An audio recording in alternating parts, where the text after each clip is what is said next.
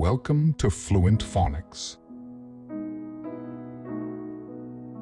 Today we will discover the proper pronunciation of the word Dour.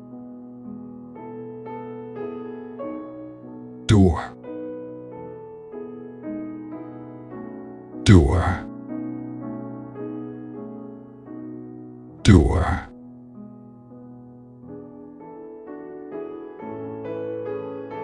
Here's an example of how one might use it in a sentence.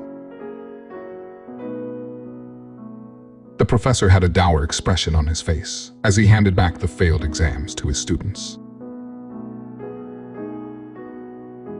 Dour means stern, gloomy, or severe in manner or appearance. It often refers to someone who is unapproachable, stern, or lacking in humor or warmth.